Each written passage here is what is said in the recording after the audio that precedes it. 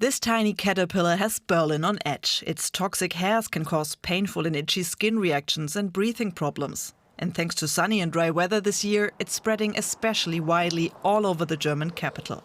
Also, das ist noch wenig. Ich bin am ganzen Körper so besiedelt. Many trees are already cordoned off, but the tiny creature is now spreading to places far harder to spot and avoid. Experts say it's time to act. Vor allem da im Augenblick, wo die Raupen am Baum zu sehen sind, wo die kleinen Haare eben auch umherfliegen und uns gefährlich werden könnten, ist es sicherlich sinnvoll, tätig zu werden. Zum Beispiel in sensiblen Bereichen wie Kitas oder Krankenhäusern, Altersheimen und dergleichen mehr. For Berliners, it's cause for concern. Ich finde, im Moment wird es nicht so richtig ernst genommen, dass es eine Gefährdung von Menschen ist. Und das muss man ernster nehmen von der Politik. Aber grundsätzlich, denke ich, sollte man die absaugen. Sollte man sich darum kümmern und nicht nur absperren. That's already happening, but it's a lot of effort and it's costly. Berlin's district governments and housing companies are struggling to cope. They're asking Berlin's state government for help and money. The response is blunt. It's not the state government's responsibility, and the districts had been warned long before now. Es ist vor allem ein Problem, was man eigentlich dann angehen müsste, wenn man es nicht sieht. Präventiv heißt im November tätig zu werden, in einer Zeit, wo man nichts von diesen Raupen sieht. Und dann ist auch das Problem oft nicht im Kopf der Menschen und der Verantwortlichen. One option is to spray biocides, natural enemies of the caterpillar that feed on its eggs. Es muss nun letztlich umgesetzt werden, denn verantwortlich ist immer der Eigentümer eines Baumes. Der muss letztlich selber handeln und sagen, ich mache was. Ein Zwang gibt es nicht. While authorities keep arguing, one Berliner decided to take matters into her own hands and created a map where users can upload locations of nests and track reports across the city, so people can keep their distance. Aktuell sind es ungefähr 3000 Meldungen schon für Berlin, die eingegangen sind. Ich habe darüber natürlich die Behörden auch informiert, dass es diese Karte gibt und dass sie auch gerne genutzt werden kann. Da stelle ich auch gerne die Rohdaten zur Verfügung, damit es leichter weiter bearbeitet werden kann. And that could prove increasingly valuable in the years ahead, because climate change is playing right into the caterpillar's hands. Gibt es einen Frühling, der warm und trocken ist, und davon gibt es immer mehr, wird das Problem im nächsten Jahr wiederkommen und wieder und wieder. So without better prevention, Berlin's very tricky caterpillar problem won't be going anywhere. All right, let's speak to an expert now. And for that, we're joined by Dave Shenton. He is an lepidopterist, that's a moth specialist, and a local wildlife sites officer for Kent Wildlife Trust in the United Kingdom. Welcome to DW News. So what is it about the oak processionary moth's hairs that make them so hazardous to humans and animals? So, obviously, your VT touched on lots of the key components around processionary moth, but those hairs. So, each of the caterpillars carries thousands of these tiny toxic hairs that carry this irritant, and they can be wind blown.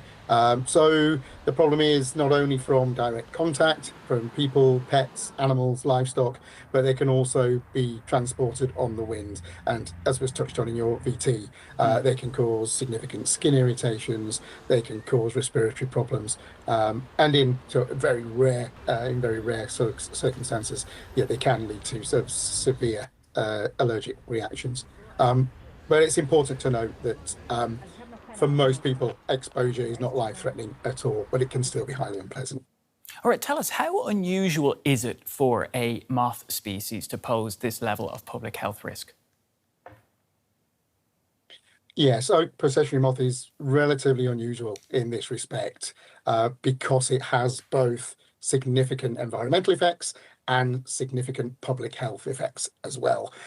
You often get one or the other. So you'll have crop pest species that don't impact people living in towns and cities, such as you're seeing in Berlin. So I think that's what sets OPM apart. All right, now, are we seeing then an increase in these populations due to climate change, and is that making outbreaks more likely across Europe? Yeah, so oak processionary moth is one example of how climate change can influence the distribution of species across Europe. Climate change is unlikely to be the sole cause. There are likely several factors acting in combination here, which include those warmer temperatures, of course, associated with climate change, but also other factors such as increased international movement of plants and trees, so the pests can be transported more readily. That's how it was accidentally imported into the UK back in 2005. And there's no shortage of suitable habitat availability as you've seen, in your towns and cities, in urban, peri-urban and rural areas, there's no shortage of oak trees for which this species needs for its larvae to feed on. And also the species it has a great ability to expand naturally into newly suitable areas. So all those things are combining to lead to this increase in distribution, but also increase in these significant outbreaks that we're seeing in Northern and Western Europe. All right, so they're pretty they're able to say get used to new conditions, we'll say, or new areas where previously you may not have seen them so often. So tell us then, what's the most effective way to control outbreaks without causing wider environmental harm? So it's a little bit late for the stage that you're at with Berlin and other places in Germany this year. Early detection, again, came across in your VT, early detection is absolutely critical because any interventions are generally much more effective before the populations become as widespread as you're seeing with the outbreak in Berlin. And management actions and interventions normally include a range of things that work together. It was interesting to see the lady talking about a monitoring platform she's set up. That's key. Annual monitoring and surveying is important. Public reporting of infestations. We have that here in the UK. Removal of nests by trained specialists. Again, saw that in the VT. And those targeted biological control measures, as well as public awareness campaigns as well, to help spot and report OPM, but also to avoid confusion, because there are a few species that can sometimes be mistaken for oak processionary moth. Dave, are we essentially going to have to get used to this being a recurring public health issue here in Berlin and in other cities and towns across Europe?